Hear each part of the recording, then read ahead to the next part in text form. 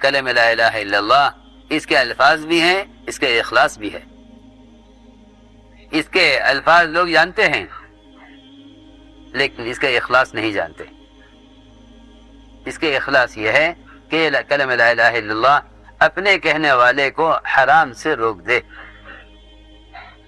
کہنے والے کو حرام سے روک دے۔ آپ نے فرمایا کہ جو شخص اپنے آپ کو حرام سے بچا لے، اپنے آپ کو حرام سے بچا لے، اور حرام میں بھی ہاتھوں کے، پیروں کے، آنکھوں کے، کانوں کے، ان کے حرام کا ذکر نہیں کیا، بلکہ صرف دو چیزوں کی حفاظت کر لے۔ اللہ اکبر، کتنا آسان ہے، صرف دو چیزوں کی حفاظت کر لے، ما بین لحیئی وما بین قدمئی، ما بین لحیئی وما بین فخذئی، یہ بھی روایتوں میں ہے کہ صرف دو چیزوں پر قابو کر لے۔ فرمایا حضور اکرم صلی اللہ علیہ وسلم نے کہ جو آدمی دو چیزوں کو قابو میں کر لے، میں اس کو جنت میں داخل کرنے کی ضمانت لیتا ہوں۔ اللہ اکبر،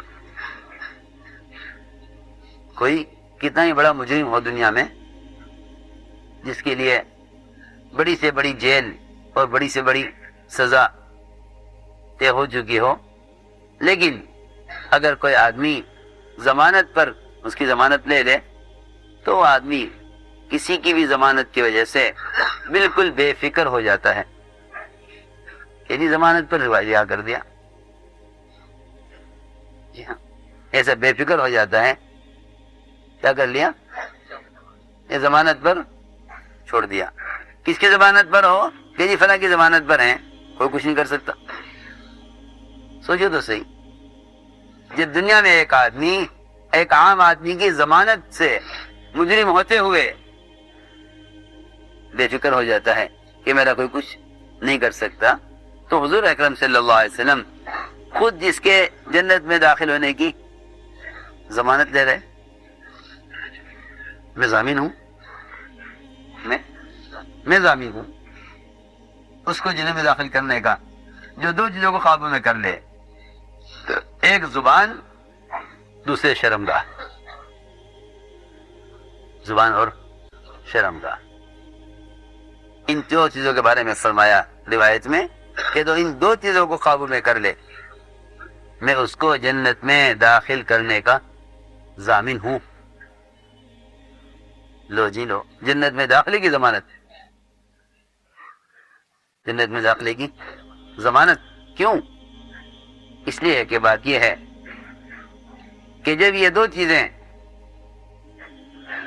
زبان اور شرمگاہ، جب زبان آدمی کی غلط استعمال ہوگی تو پھر سارے اعضاء غلط استعمال ہوں گے، کیونکہ بدن کا کوئی عضو ایسا نہیں، سنو غور سے، بدن کا کوئی عضو ایسا نہیں جس سے سارے اعضاء پناہ مانگتے ہوں سوائے زبان کے۔ سارے اعضاء جسم کے وہ زبان سے پناہ مانگتے ہیں، کہتے ہیں اے زبان بس تو درست رہنا، تو صحیح چلنا تو ہم سب صحیح چلیں گے۔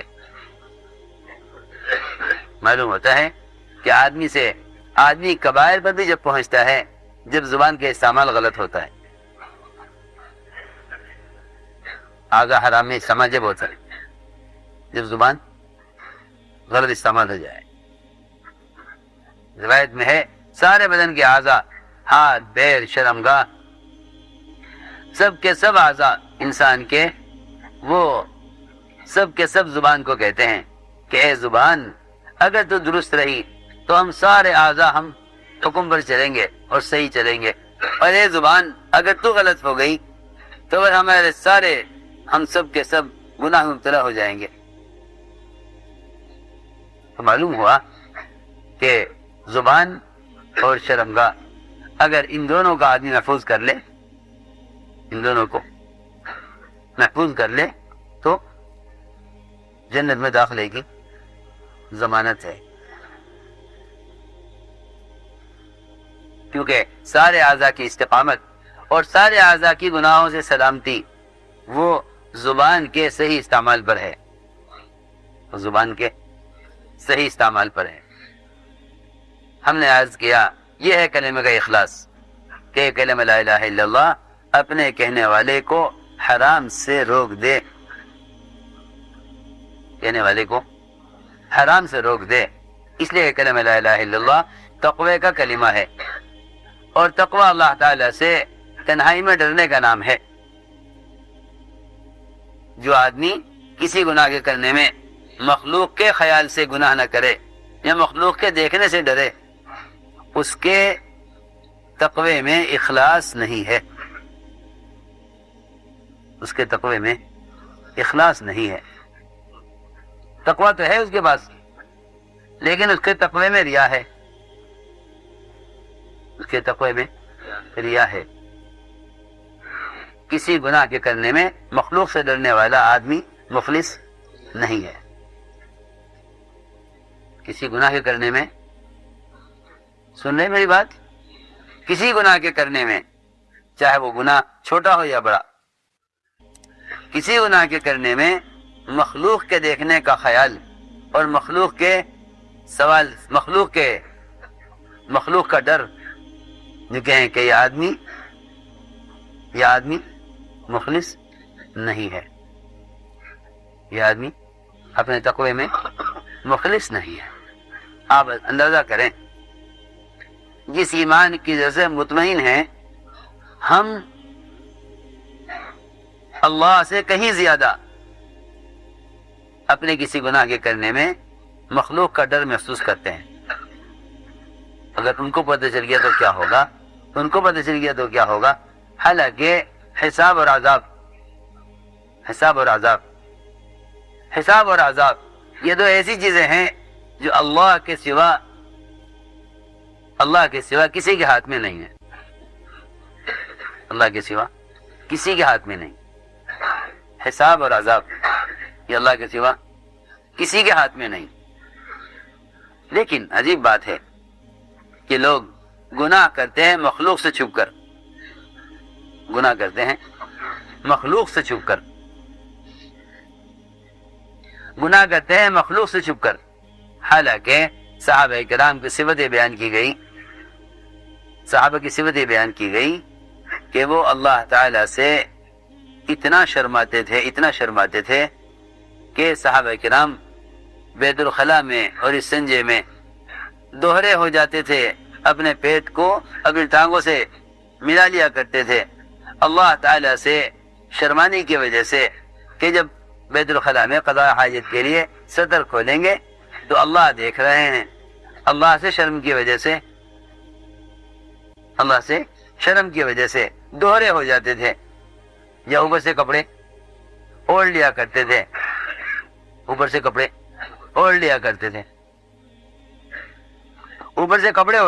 تھے، اللہ تعالیٰ سے شرم کی وجہ سے۔ یثنون صدورہم لیستخفوا منہ الا حین یستغشون ثیابہم، کپڑے اوڑھ لیا کرتے تھے قضاء حاجت میں، یا دوہرے ہو جاتے تھے قضاء حاجت میں، اس خیال سے کہ اللہ دیکھ رہے ہیں، اللہ دیکھ رہے ہیں۔ اس زمانے میں حیا اور تقوی اس کا تعلق خالق سے ہٹ کر صرف مخلوق سے ہو گیا ہے،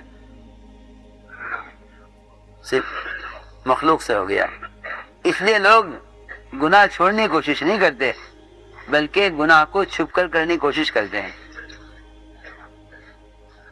گناہ چھوڑنے کی نہیں بلکہ گناہ کو چھپانے کی کوشش کرتے ہیں۔ عجیب بات، حالانکہ گناہ کو چھپانے سے گناہ معاف نہیں ہو جاتا۔ لوگ گناہ کو چھوڑنے کے بجائے گناہ کو چھپانے کی کوشش کرتے ہیں۔ اسی لیے ابن عباس فرماتے رضی اللہ تعالیٰ عنہ، ابن عباس فرماتے ہیں کہ جو شخص گناہ چھپ کر کر رہا ہو، جو شخص گناہ چھپ کر کر رہا ہو اور اچانک پردہ ہل جائے، یہ دروازہ کھل جائے یا کسی کا آنے کی آہٹ محسوس ہو جائے اور دل میں یہ خیال آئے کہ کسی نے دیکھا تو نہیں، ابن عباس فرماتے ہیں اس خیال کا آنا اس گناہ سے بھی بڑا گناہ ہے۔ جو گناہ وہ کر رہا ہے، جو گناہ وہ کر رہا ہے، اس سے بڑا گناہ یہ ہے، اس سے بڑا گناہ یہ ہے کہ تمہیں اس گناہ کے کرنے میں اللہ کے غیر کا خیال کیوں آیا؟ اللہ کا خیال کیوں نہیں آیا؟ اللہ کا خیال کیوں نہیں آیا؟ یہ اللہ دیکھ رہے ہیں۔ اللہ اکبر۔ ایک کافرہ زلیخا، اس کو گناہ کرنے میں اپنے بت سے تو شرم آوے، اپنے بت سے تو شرم آوے، اپنے بت سے شرم آوے۔ بہت واقعات ہیں زمانہ جاہلیت کے کہ جس میں کوئی بھی گناہ کرنے سے کفار اپنے بتوں سے شرمایا کرتے تھے، اپنے بتوں سے شرمایا کرتے تھے۔ میرے دوستو عزیزو، اس لیے ہم نے عرض کیا کہ کلمہ لا الہ الا اللہ ایک اس کے کا اخلاص ہے، ایک اس کے الفاظ ہیں، ایک اس کے الفاظ ہیں۔ ہمیں کلمہ لا الہ الا اللہ اس کا اخلاص چاہیے، اس کا اخلاص چاہیے۔ پوچھا گیا نا حضور اکرم صلی اللہ علیہ وسلم سے کہ جی اس کا اخلاص کیا ہے؟ آپ یہ نہیں فرمایا کہ کہنے والے کی نیت درست ہو، کیونکہ آج کل لوگ اتنا ہی جانتے ہیں کہ بھئی اخلاص کیا؟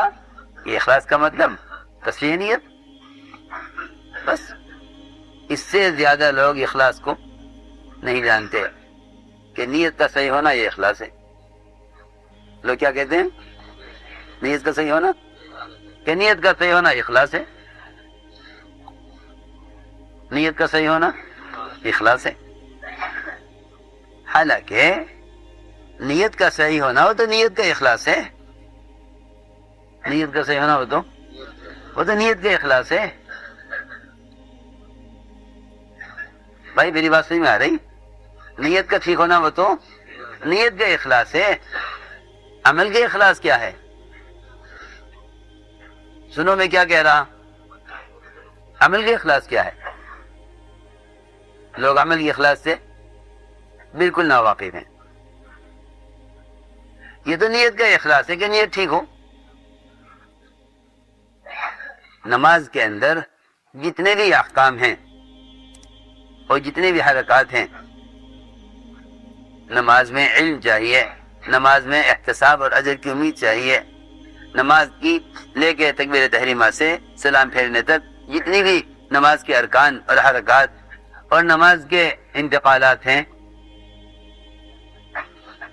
ان میں سے ہر جز کے لیے اخلاص چاہیے، کیونکہ ہر ایک کا اخلاص الگ ہے، ہر ایک کا اخلاص الگ ہے۔ ارے سنو تو صحیح، ہر ایک کا اخلاص الگ ہے، ہر ایک کا اخلاص الگ ہے۔ یہ نہیں کہ تم نے کہہ دیا کہ اخلاص کا مطلب یہ ہے کہ نیت ٹھیک ہو۔ ہاں نیت کا ٹھیک ہونا وہ نیت کا اخلاص ہے، عمل کے اخلاص نہیں ہے۔ میری بات توجہ سننی پڑے گی بہت۔ آپ بتائیے، ایک شخص اللہ کو راضی کرنے کے لیے، ایک شخص اللہ کو راضی کرنے کے لیے عید کے دن روزہ رکھ لے، تم سب کھاؤ پیو اور میں تو عید کے دن روزہ رکھوں گا، میرا روزہ ہوگا اصل روزہ، کیونکہ سب تو کھا رہے ہوں گے پی رہے ہوں گے اور میں اللہ کے لیے بھوکا رہوں گا روزہ رکھ کے۔ بتاؤ، مخلص تو ہے، اللہ کی رضا کے لیے کر رہا اور ایسا عمل کر رہا ہے روزے کا جس کا کسی کو پتہ ہی نہیں چل سکتا۔ آدھی نماز پڑھے تو نظر آ جائے، نماز پڑھے تو نظر آوے، تلاوت کرے تو نظر آ جائے جی۔ لیکن روزہ ایک ایسی عبادت ہے جو نظر نہیں آتی، کہ ہاں مخلص ہے لیکن سب گناہگار ہوگا۔ کیوں؟ اس لیے کہ اس کا یہ عمل حکم کے خلاف ہے۔ میں نے عرض کیا عمل کا اخلاص، ریکنسٹرکشن عمل کا اخلاص، dailymarkers.com. میں نے عرض کیا عمل کا اخلاص کیا ہے؟ یہ تو نیت کا اخلاص ہے کہ اللہ کی رضا کا جذبہ ہو، یہ تو نیت کے اخلاص ہے کہ اللہ کی رضا کا جذبہ ہو، یہ نیت کا اخلاص ہے۔ عمل کا اخلاص کیا ہے؟ فرمایا کہ عمل کا اخلاص یہ ہے کہ اس کا یہ عمل اس کو حرام سے روک دے۔ آپ نے جب صحابی نے آپ نے فرمایا کہ جس نے کلمہ لا الہ الا اللہ اخلاص کے ساتھ کہا وہ جنت میں داخل ہو گیا۔ صحابہ نے عرض کیا اس کا اخلاص کیا ہے؟ آپ نے یہ نہیں فرمایا کہ نیت ٹھیک ہو کہنے والے کی، کیوں بھائی یہ جواب دیا؟ نہیں، معلوم ہو گیا کہ اخلاص صرف نیت کا صحیح ہونے کو نہیں کہتے۔ آپ نے فرمایا کہ اس کا اخلاص یہ ہے کہ کلمہ لا الہ الا اللہ اپنے کہنے والے کو حرام سے روک دے، اپنے کہنے والے کو حرام سے روک دے، یہ کلمہ کا اخلاص ہے۔ ہم نے عرض کیا کہ ہمیں اس محنت سے کلمے کا اخلاص چاہیے، کلمے کا اخلاص چاہیے، اپنے کہنے والے کو حرام سے روک دے، یہ کلمے کا اخلاص ہے۔ اسی لیے عمل انسان کے سر سے لے کر پیر تک اعضاء کے استعمال کا نام ہے، سر سے لے کر پیر تک اعضاء کے استعمال کا نام عمل ہے۔ 24 گھنٹے میں کس عضو سے کون سا اللہ کا حکم متعلق ہے، اس حکم میں بدن کا استعمال ہونے کا نام عمل ہے۔ چنانچہ یہ فرمایا کہ ایمان اور علم یہ دو ایسے فریضے ہیں کہ یہ جس کے پاس بھی ہوں گے وہ چھپے نہیں رہ سکتے۔ علم ظاہر ہو کر رہے گا اطاعت کی شکل میں، عمل کی شکل میں، علم ظاہر ہو کر رہے گا عمل کی شکل میں۔ علم آدمی کا چھپا نہیں رہے گا، علم ظاہر ہوگا عمل کی شکل میں، یا تو علم ظاہر ہوگا عمل کی شکل میں یا جہل ظاہر ہوگا عمل کی شکل میں۔ آدمی کا عمل بتلائے گا کہ یہ عالم ہے یا جاہل ہے۔ جی ہاں، یہ بات یاد رکھو کہ آدمی کا عمل بتلائے گا کہ یہ آدمی عالم ہے یا جاہل ہے۔ جی ہاں، صرف کتاب یاد ہو جانے پر نہیں پتہ چلے گا کہ آدمی عالم ہے یا جاہل ہے، اس لیے کہ جو چیز ذہن میں ہے وہ چھپی ہوئی ہے، اگر زبان سے علم کا اظہار بھی کر دے، اگر زبان سے علم کو ظاہر بھی کر دے، تب بھی فیصلہ نہیں ہوگا جب تک اس کے عضو سے علم کے مطابق عمل ظاہر نہ ہو۔ تو میرے دوستو عزیزو، سر سے لے کر پیر تک انسان کے اعضاء کا صحیح استعمال، سر سے لے کر پیر تک انسان کے اعضاء کا صحیح استعمال، بس یہ ایمان کی حقیقت اور کلمہ کا اخلاص ہے۔ سر سے لے کر پیر تک انسان کے اعضاء کا صحیح استعمال، انسان کے اعضاء کا صحیح استعمال ہو، فرمایا کہ یہ کلمہ کا اخلاص اور یہ کلمہ لا الہ الا اللہ کی حقیقت ہے۔ چنانچہ ایک جماعت 7 آدمیوں کی،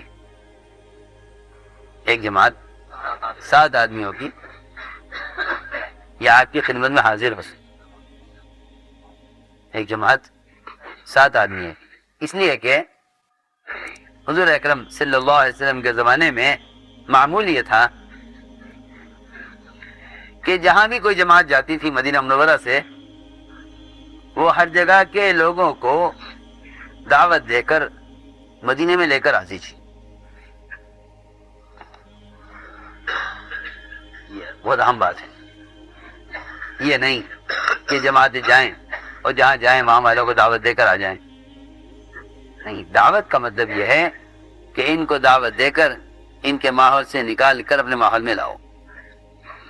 آپ بچے کا عقیقہ کر لیں، بیٹے کا ولیمہ کر لیں، تو آپ دعوت اسے کہتے ہیں کہ آپ میرے گھر میں آ کر کھانا کھائیں. جی ہاں، اس کا مطلب دعوت ہے. اس کا مطلب دعوت نہیں ہے کہ آپ اعلان کر دیں کہ بھائی جسے کھانا ہو کھاوے، جسے نہیں کھانا ہو نہ کھاوے. ہم نے تو آپ کو اطلاع کر دی ہے.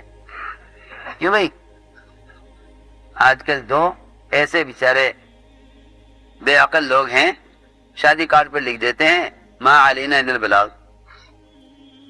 ہمارے ذمہ تو پہنچانا تھا، پہنچا دیا ہم نے. اور یہ اللہ مجھے معاف فرمائے، بات یہی ہے کہ اس زمانے میں لوگ کسی اچھی بات پہ لکھیں گے اور پوسٹر بنا کے چھاپ دیں گے اور دیواروں پہ چپکا دیں گے اور اس میں لکھ دیں گے وما علینا الا البلاغ. ارے پہلے بلاغ کو تو سمجھو کیا ہے. پہلے یہ بات تھوڑا ہی ہے کہ ہر زمانے کا طریقہ اختیار کر کے کہو ہم علینا البلاغ. ہاں، تم نبی کا طریقہ اختیار کرو، تم بات کے پہنچانے میں نبی کا طریقہ اختیار کرو. اور وہ ساری اذیتیں نقل و حرکت کی اور وہ ساری اذیتیں دعوت اللہ میں جو نبی کو پیش آئی ہیں، ان سب کو برداشت کر لو. پھر بھی خدا کی قسم یہ کہنے کی گنجائش نہیں ہے کہ ہم نے پہنچا دیا. ارے سنو، تمہیں کیا کہہ رہا، پھر بھی کہنے کی گنجائش نہیں ہے کہ ہم نے پہنچا دیا. کیونکہ حضور اکرم صلی اللہ علیہ وسلم نے ساری تکلیفوں کے ساتھ اور ساری اذیتوں کے ساتھ اور نقل و حرکت کے ذریعے بات کو امت تک بار بار پہنچا کر بھی حجۃ الوداع میں یہ نہیں فرمایا کہ میں نے پہنچا دیا، بلکہ صحابہ سے پوچھا کہ یہ بتاؤ میں نے پہنچایا یا نہیں پہنچایا. یہ نہیں ملے گا، ما علینا الا البلاغ نہیں ملے گا. ہاں یہ ملے گا ما علیک الا البلاغ، کہ نبی جی آپ کے ذمہ تو صرف پہنچانا ہے، آپ کے ذمہ تو پہنچانا ہے، آپ کے ذمہ تو پہنچانا ہے، یہ تو ملے گا. لیکن نبی یہ کہیں کہ جی ہم نے پہنچا دیا، یہ نہیں. سنو غور سے، آپ نے فرمایا حجۃ الوداع میں الا هل بلغت، الا هل بلغت. بھائی تم صحابہ بتا دو میں نے پہنچایا یا نہیں پہنچایا. سارے صحابہ نے اجتماعی طور پر کہا کہ ہاں آپ نے پیغام پہنچا دیا اور آپ نے حق رسالت ادا کر دیا. تو حضور اکرم صلی اللہ علیہ وسلم نے آسمان کی طرف انگلی اٹھا کر اللہ کو 3 مرتبہ گواہ بنایا. اے اللہ یہ کہہ رہے ہیں، اے اللہ یہ کہہ رہے ہیں، سب کہہ رہے ہیں کہ میں نے تیرا پیغام پہنچا دیا، تو ان کے کہنے پر آج گواہ ہو جا. تو کل قیامت کے دن سارے انبیاء علیہ السلام گھٹنوں کے بل پڑے ہوئے ہوں گے میدان حشر میں. ہر ایک کو اس بات کا فکر ہوگا کہ ہمیں اللہ نے ایک پیغام پہنچانے کے لیے بھیجا تھا، وہ ہم سے ادا ہوا یا نہیں ہوا. یہاں تو ہمارا حال یہ ہے، 4 مہینے لگا کر سمجھتے ہیں کہ ہم نے بڑا تیر مار لیا اور بہت کچھ پہنچا دیا. جی ہاں، وہاں انبیاء علیہ السلام ان سارے مسائل سے اور ان ساری تکالیف سے گزرنے کے بعد بھی قیامت میں کوئی نبی اس سے مطمئن نہیں ہوگا کہ ہاں میں نے پہنچا دیا. ہر نبی کو اس بات کا فکر ہوگا کہ میری قوم اللہ کے سامنے کہیں یہ نہ کہہ دے کہ انہیں بات پہنچائی نہیں. یہاں تک کہ جب بعض قومیں یہ کہیں گی کہ آپ کے پیغمبر نے پیغام نہیں پہنچایا ہم تک، تو امت محمدیہ صلی اللہ علیہ وسلم یہ گواہی دے گی، یہ امت گواہی دے گی، یہ امت گواہی دے گی. ہم گواہی دیتے ہیں کہ آپ نے پیغام پہنچا دیا تھا.